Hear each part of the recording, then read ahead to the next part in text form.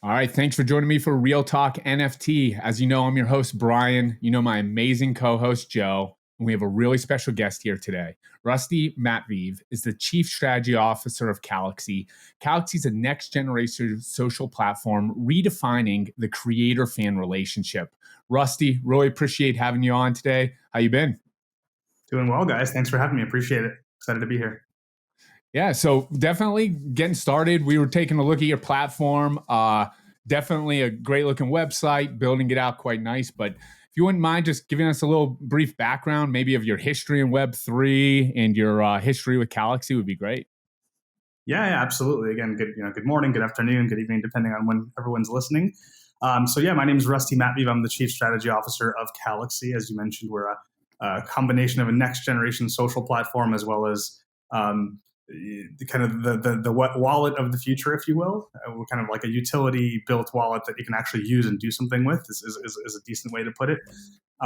So in my background, I mean, I've really been a founder and an investor for over 15 years now. So aging myself, but really been with Calaxy and the team here, even sort of predating Calaxy. As you guys may or may not be aware, the two co-founders of Calaxy are NBA player, Brooklyn Nets starting point guard Spencer Dinwiddie, as well as our other co-founder Solo Ceesay. And so, I've been working with those guys since I think Spencer was tokenizing or securitizing his NBA contract back in 2020. And so we were, part of that effort a little bit and kind of was trying to really help Spencer more on the investment side and kind of formalize some of his angel investments. And he had this vision for what is now Calaxy. And he was like, pretty much asked me to stay to help out and kind of help build the team. And the rest is, as they say, is history. But yeah, really, I've been more of an operator.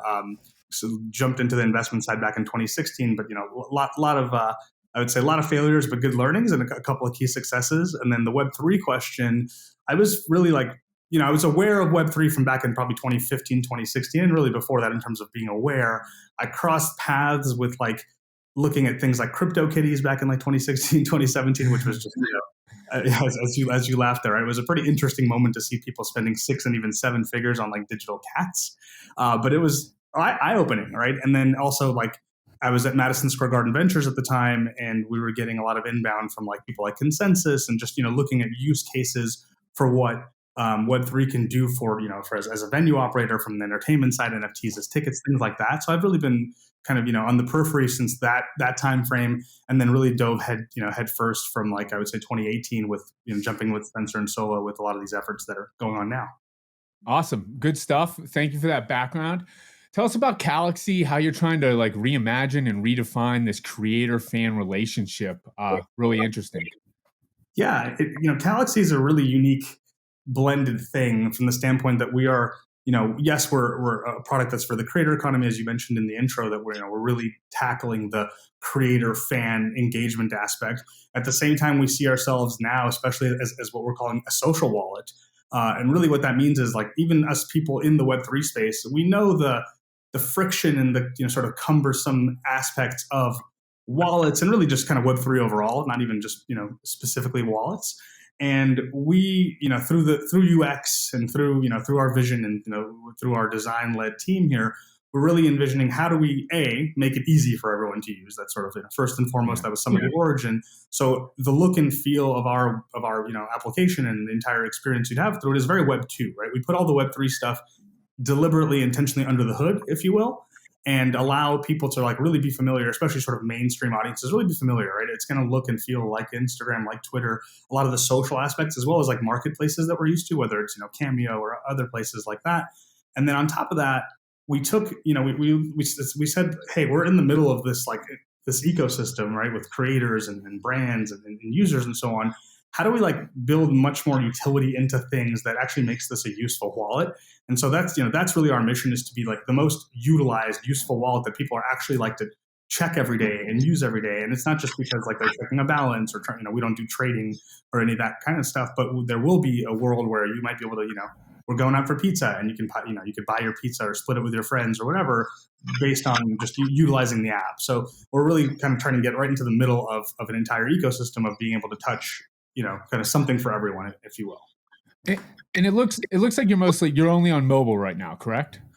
So we're a web app, or the technical term is a progressive web app. So actually, we're on web. We're not in the App Store. Again, that's intentional. We did build initially a native app, but we kind of decided against it for a myriad of reasons.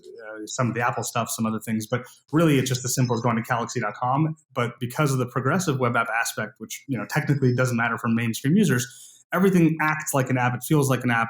You even download the little icon onto your home screen, and it looks like an app on your phone. So we mimic that experience without, again, the cumbersome aspects of downloading and dealing with like the 30% Apple charges and so on and so forth. So Rusty, you have experience in emerging technologies for a while now, for over 2 decades, and none being I would say as disruptive as everything you're trying to intersect into one thing. And I imagine the goalpost moves like every week because this technology is so nascent, is still emerging, like, and still developing, right? Can you tell us, what the challenges or the opportunities? I mean, there's just tons of opportunities, but what maybe some of the challenges? Because it's such a crowded landscape, right? Social platforms and whatnot. Like, I see how you guys stand above the rest, and personally, for me, I am like an idealistic Web3 evangelist. I think every post and video should be an NFT. I'm well documented for saying that. So, yeah, can you just touch about the challenges and opportunities? Absolutely. Yeah. Sounds like kindred spirits. That's awesome. We love to hear that. Our CEO Solo is always kind of in that same mindset. Same with our chief design officer, Chad, always in that mindset of everything should be an NFT. In fact, on our platform, technically speaking, when you book an experience, you can book a video call, or have like an IRL or in real life experience. All of those actual like aspects under the hood are actually our NFTs, but you as a user, you don't necessarily care or know, at least on that element. So we agree wholeheartedly. Challenges. There's a ton of challenges, and it's a great way to put it, to say the goalpost is moving on a weekly basis. I mean, here's a perfect example. Something as simple as just being able to swipe your credit card, right? Like just being able to charge credit card, you would think is such a fundamental table stakes thing that no one thinks about anymore because it's web. You can plug in Stripe or plug in whatever, right? That's not necessarily the case, at least on some ecosystems in Web3. And then on top of that, the goal line moves because regulatory things move, and all of a sudden, the SEC might say, hey, NFTs are securities, and that kind of stuff, or they're not necessarily not securities. So there's just a bunch of ambiguity or gray area that occurs that's not anyone's fault from an operator's or from a company standpoint. We're all trying to be in compliance and have legal teams and do everything the right way, yet things are changing. So that on its own right is a great example to point to say, yeah, something as simple as just being able to accept payment sometimes is very difficult. Alternatively, I mean, the greater challenges are, we're very fortunate to have a great network of even tier one, let alone sort of the whole gamut of creators. And the idea of either migrating their user base to Calaxy, or even to sort of their own world. It's not so much predicated on coming to Calaxy per se. It is obviously a massive challenge. At the same time, things like the algorithms on social media are ever evolving and changing. So like Spencer, who has several 100,000 followers on Instagram and Twitter and so on, and we have people that have millions. They used to have any post that they would share would have tens of thousands of at least like engagement points or likes or views or any of that kind of stuff. And now it seems like about an order of magnitude less than that. And I think that's intentional. So there's those challenges for sure. But again, a lot of the stuff that Web 2 doesn't necessarily have to face. But that's the journey we're all on. How does Calaxy enhance it overall? Like, what are the I guess where I'm going with this, like the special features. I can see you can like sell, you can send cryptocurrency easily. It looks like you can send NFTs as easy it is sending a direct message. I see that there's a way to do like video messaging. Can you give me like an overall look of the entire app and how it would benefit the creator and the fan? Yeah, absolutely. Yeah. So thanks for calling out the sending crypto and NFT. That is a new release that we just had last week that we announced. So pretty much being able to send any digital asset, essentially like an SMS, right? So it's within the DM framework. But the point is it's very, very simple. It's very easy. It takes literally a few seconds. So that's really exciting for us. In general, yes, we're a platform that allows you as a creator, whether you're a podcaster, whether you're a musician, an athlete, a YouTube content creator, whatever you might be, any kind of custom offering that you want is there and available for you. So we created, I think, like 8, 9, 10 basic formats that you can essentially end up white labeling. So a video call is a video call, right? So you can do a FaceTime, but you can take that and customize it. So like an easy example is Spencer has, like jump shot training. I mean, he probably does that in the off season, not when he's playing for the Nets. But the point is he takes what we're just, calling straight up a video call. He can make it a one-on-one counseling session, a private tutoring. Like it could be, how to make your YouTube channel better, whatever like whatever the genre or the relevant information is. That's how it can work. So like we have a celebrity chef that will give you a one-on-one lesson, or he can do group classes, or he can come to your house or to your company and, cook dinner, whatever it might be. He could sell his cookbook, and sell physical merch or NFTs. So it's kind of like, a fully customizable like world for everyone, sort of irrespective of what you're actually out there doing. And that's, and there's more coming that's going to even speak, in the next coming months or next quarter, that's going to speak even more to, to our focus on that area of allowing you to have your own customized world without necessarily having to like migrate or come to Calaxy per se. It could still be, whatever your stuff you want to be titled, it's your own world essentially. So, it really allows all that to happen on the shoulders, if you will, of like an infrastructure that has, a wallet, a marketplace, a social feed. And so like, you could really do a lot of things with that. We've had very interesting conversations with, of course, creators, but also brands and, and looking at like the sports world, like NIL and, universities and the NCAA and things like that. And even professional leagues where they were really excited about that, that kind of opportunity to have their own entire universe or ecosystem customized in their own, colors, views, et cetera, at their fingertips, and really in a matter of seconds. It's not like we're, building full websites or apps for people. That's not our business, but it lends itself to that. I have a comment, and I usually like to jumble multiple questions into one thing. So here we go. I see a lot of Asian companies already integrating everything that you've talked about into Web 2. And I don't see that in the Western culture so much. I'll give you examples. Square, which is, I think Cash App and Square used to be the same company as Twitter and X, but they've never kind of combined those two aspects, right? Or maybe they tried and the people don't adopt it. But in Asia, like WeChat, WhatsApp, everything that you're talking about, like sending money, riding a bus even, is done through their social app, believe it or not, right? So that's a comment, and maybe you can and maybe you can give us some global economics and why we're not, pushing that forward here in America. And then another question after that is, you've had experience talking to universities like you mentioned, and I'm not sure how long, if you're still in beta or not, give us kind of what the feedback has been, and if that's been, constructive and kind of change your views a little bit, and how you are pivoting with all the feedback that you've gotten so far. Yeah, great commentary and very accurate, right? I think WeChat is a great North Star to kind of compare to, from the sense of it's an all-in-one, right? Super app, right? It's what Elon Musk always talks about the everything app. We definitely aspire to that kind of an idea and angle where we offer everything, something for everyone kind of thing. And of course, with efforts on the BD side, we definitely want to be able to have people be able to, take a bus or buy a loaf of bread or whatever it is that they might need to do, or share pizza, all through essentially through Calaxy, or even not thinking like Calaxy, but just the effort of like adopting digital assets or crypto without necessarily thinking about it, right? We're built on Hedera, but we're also, we do USDC as kind of a base layer of our currencies. And so, the idea is it's like the dollar. You shouldn't even have to really worry or think about it. As far as why the Eastern cultures are ahead of the Western cultures, there's a lot of schools of thought there. I think that is, in many facets, very accurate. We're very fortunate to have a lot of investors, from the APEC region in general. And we've always envisioned incorporating their portfolios and ecosystems into ours, quite frankly. In the early days with Spencer and some other NBA players that were like athletes and or investors and part of like the creator class here, we always used to say, there are more NBA fans in China than there are people in our country, like let alone, the broader APEC region. So there's this exciting synergy potentially there.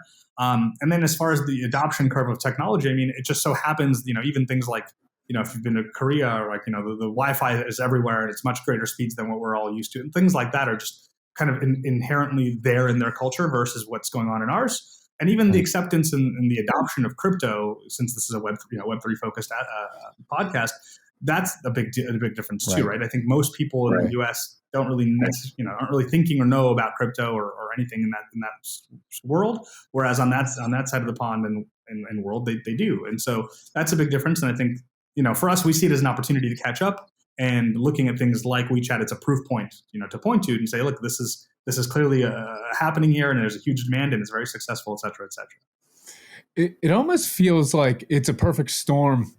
You're almost like a one-stop shop, kind of piggybacking what Joe was saying with like you're kind of combining all these apps into one, like the Instagrams, the WeChat.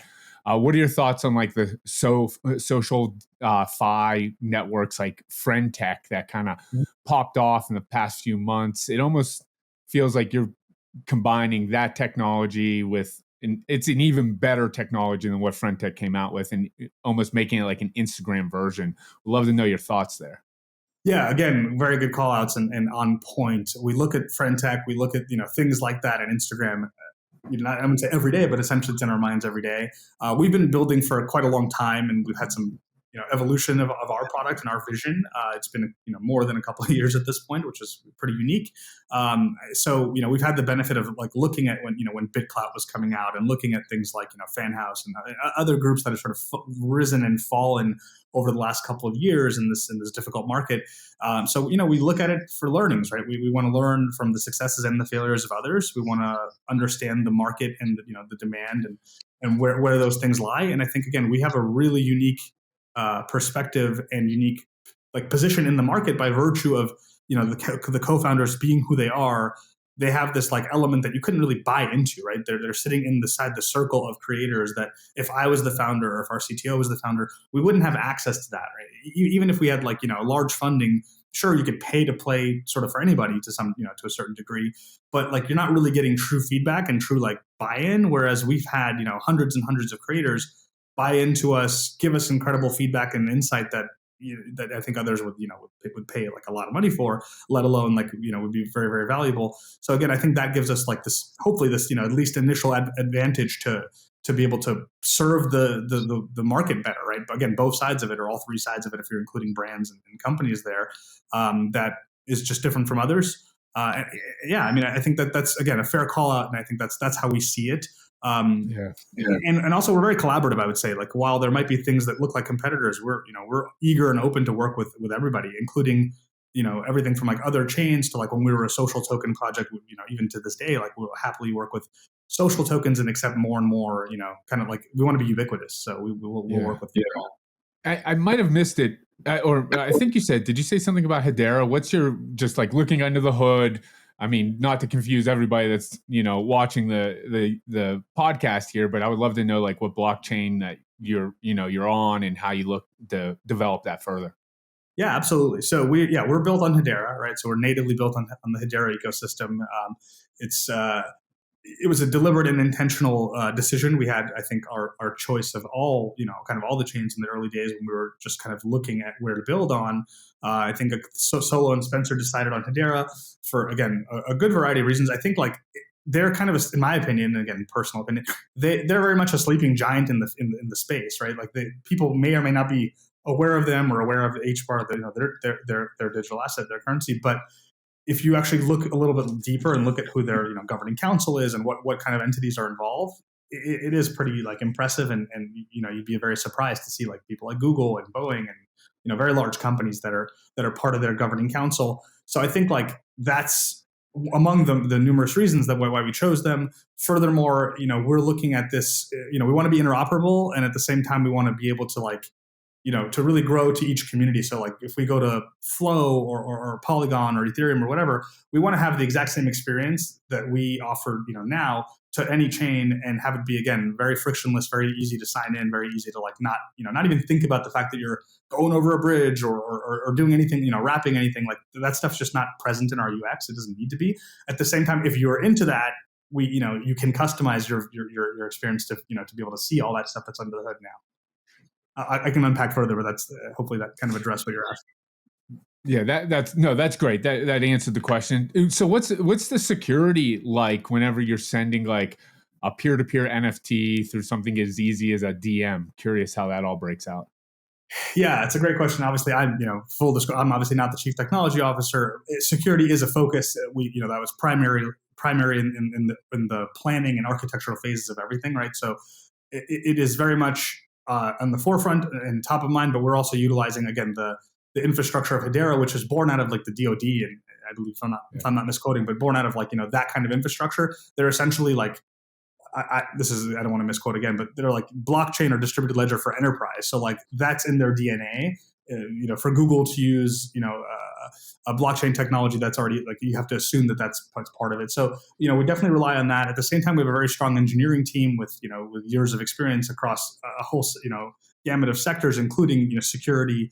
And so, we're very active on that space and very aware, even from like, things that aren't necessarily like the physical security, but more like closer to like, the spamming and the phishing and like that aspects of stuff, right? We've actually taken away, we're working on this like name service aspect. So the idea of, sending digital assets through DM, you're kind of taking away the public key aspect. You're taking away, oh, whoops, I misprinted a number or a letter, and now the money is just gone, kind of thing, right? We're just doing, at Casey or at Brian. Like that idea is it's your name now. So like that makes it a lot easier and a lot less sort of daunting for regular users to come on here and actually use this world. Coming from experience, Rusty, what's something that you're super excited about or idealistic about?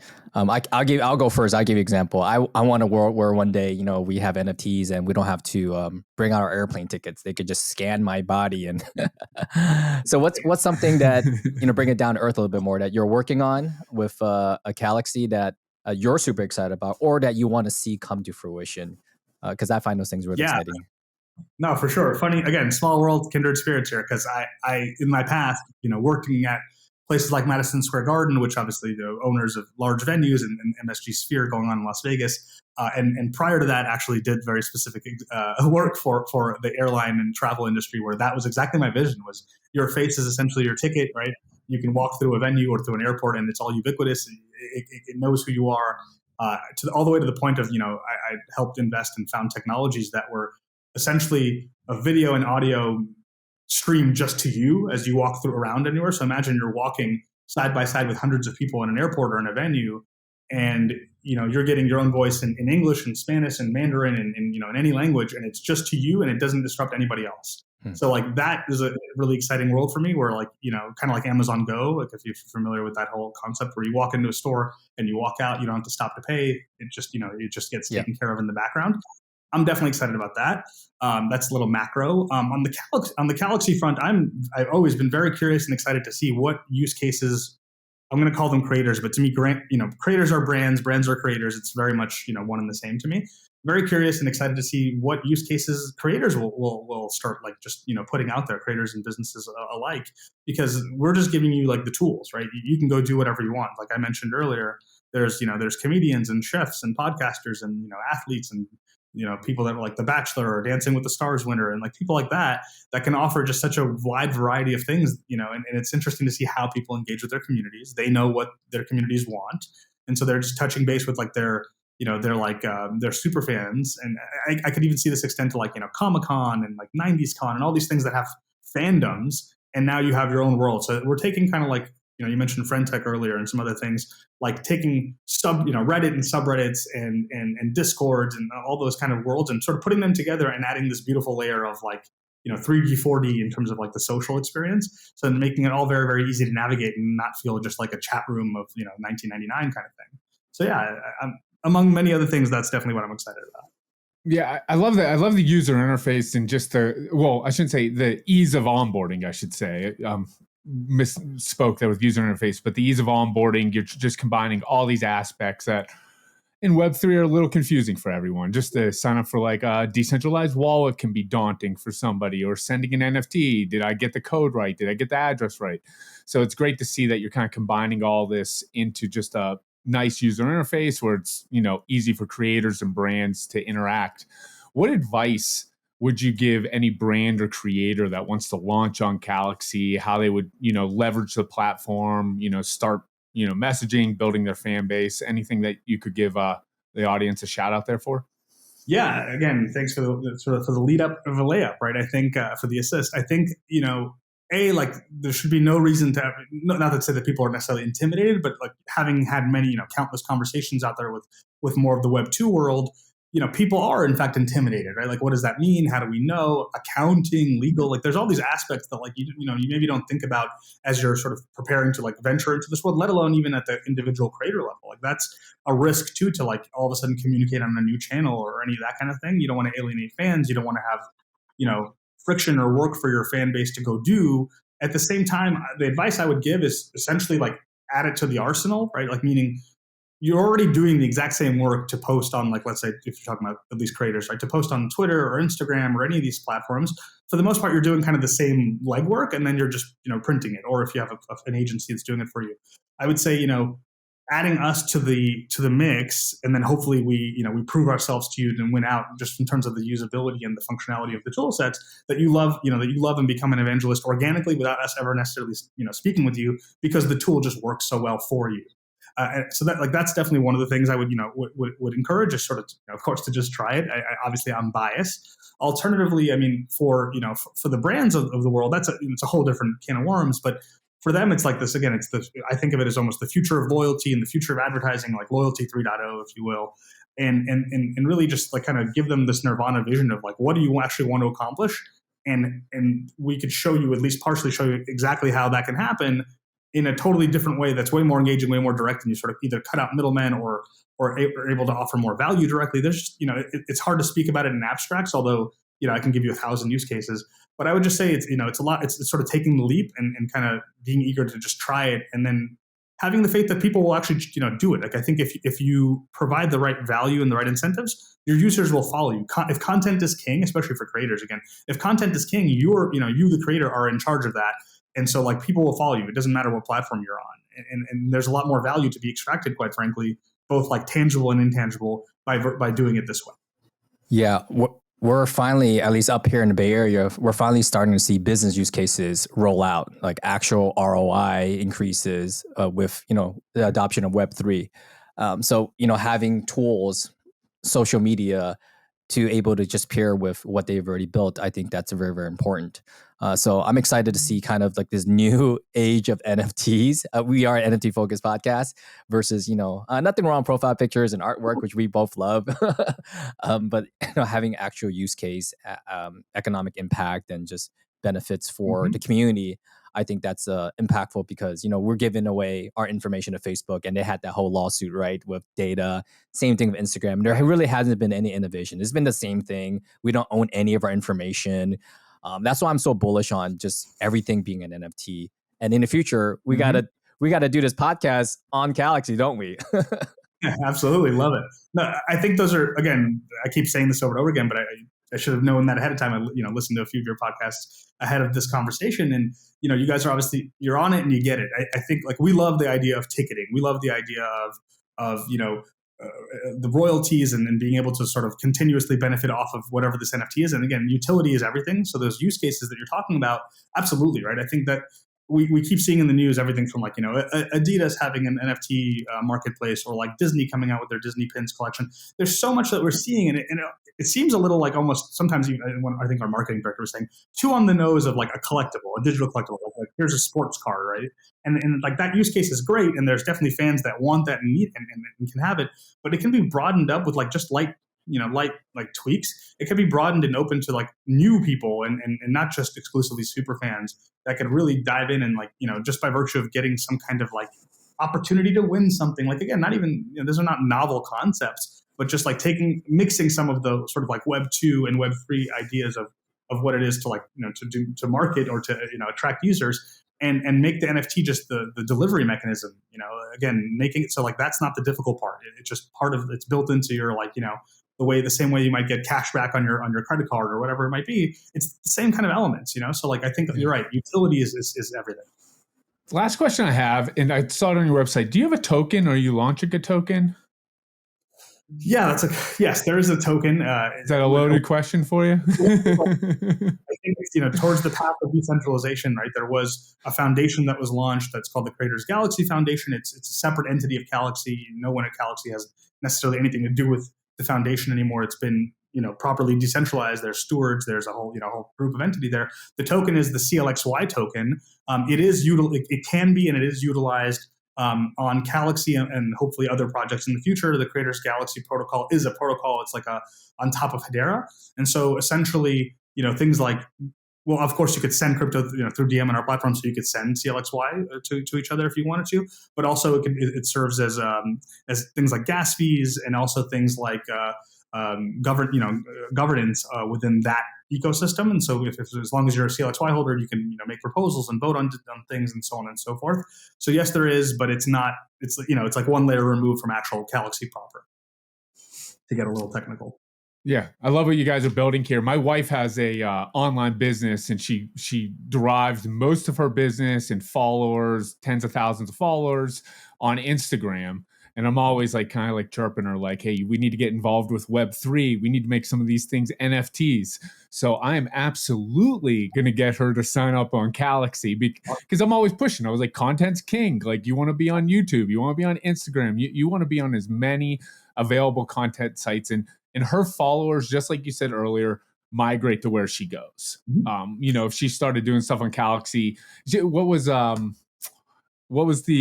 I'm blanking right now, but the Twitter was it Twitter had a social platform that came, or Facebook had the not social platform, but Threads. Like their version. Yeah, Threads. Yeah, I was blanking there because it was like 1 week. It was like the hottest thing ever.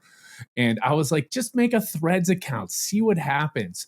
And all of a sudden she's like, I'm up to 22,000 followers. It was like in a day. And I was like, well, everyone just migrated over. Now she doesn't work on that platform as much anymore, but really her mainstay is Instagram. But definitely love what you're building. It has a very similar feel, kind of the new technology. So you got one more user coming later today. I'll tell you that much. Thank you so much. We definitely appreciate it, and excited. Of course, happy to offline and excited to show them anything, show her anything. Look, earlier you guys both said, right, being able to your data and being able to directly own your community. We're huge believers in that, right? I think it is your community. We want to empower you all the way to thinking things like, could you earn referrals or commissions on any future spend of the people you bring to the platform, right? Could you could you if you wanted to leave Calaxy, or do you have your email list or your phone number list? We want to make sure that creators have that. We're founded by creators, as I mentioned earlier. Awesome. So that's in our DNA. We want to make sure that's there, and it just seems like the right thing to do. Like, why? Essentially, I always point to even Joe Rogan, right? Joe Rogan went to Spotify. They paid him a couple $100 million to join. But on that same day that they made that announcement, I'm pretty sure their stock, their market value rose like $8 billion. So clearly there's a ton of value to extract well beyond the couple $100 million they gave him. So we want to bridge that gap and bring more power to the creators and to the creator economy, so they can realize much more of that $8 billion number versus the 200 million. Not that any of those numbers are too shabby if it's the edge of the spectrum, of course, but that same idea applies along any value along the chain, right? It doesn't matter if you have 100,000 followers or 100 million followers. Awesome stuff, Rusty. Thank you for joining us today. We definitely want to give you a chance to call out, if there's a website or where to direct our users here, or who are our audience, I should say, and where they could find you, where they could find the website, and how they can get started. Yeah, thank you so much. Again, appreciate you guys having me. Great conversation. Yeah, please check us out at Calaxy.com, right? So that's as simple as that. As far as me, if you care to follow, you can follow me on Twitter at Rusty Matveev. But really, at Calaxy, we'll have all the stuff you're looking for, and we encourage everyone to check it out. And at this stage, it's pretty awesome because we get to really interact with users and partners. So it's a great time to really if you have ideas or that kind of stuff, it's a great time to chime in, and we literally have reacted to people saying, hey, you guys should do this, and we've considered and factored it in. So it's a great time to really just chat with everybody. So again, really appreciate you guys having me, and looking forward to talking more. Great. And we'll make sure to put those links below the podcast here so everyone can access it. Rusty, really appreciate you joining us. As the platform grows, we would love to have you back on, learning about all the new creators and brands that you've signed up. And thank you for joining us. Thanks, Rusty. Appreciate it, guys. Thank you.